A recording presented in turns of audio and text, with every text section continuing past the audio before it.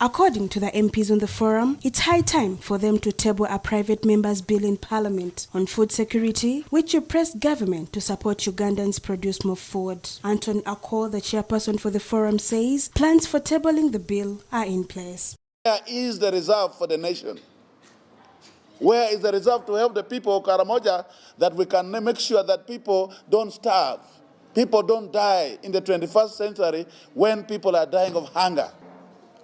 As the forum, we have decided to take on the law as private members' bill to make sure we have a law on food security, food safety, and food and nutrition in this country.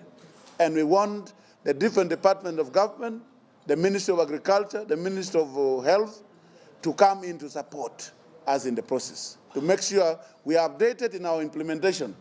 Otherwise, the country is heading for doom.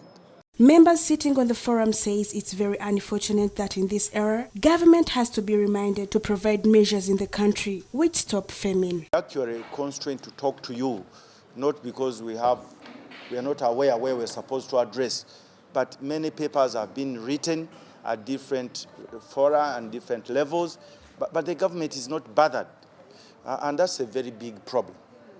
It is also a shame that Uganda can talk about food insecurity. Basically, when you look at our soils and the two seasons, we'll be now the regional food basket. It is a very big shame talking about starvation in Uganda. Uganda is an agricultural country. 68 to 70% of us rely on agriculture, and this agriculture is natural. We rely on rain-fed agriculture. So what has caused the state of food security in this country becoming more poorer and poorer? They want government to provide short-term and long-term measures to end food scarcity. The time of climate change has come. We are with it.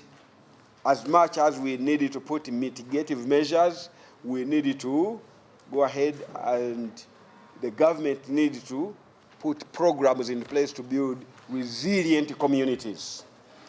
Resilient communities that will be able to adapt to the situation, because the situation has come, it is not going away tomorrow. I believe we must be put to task as an appropriation organ to address these issues.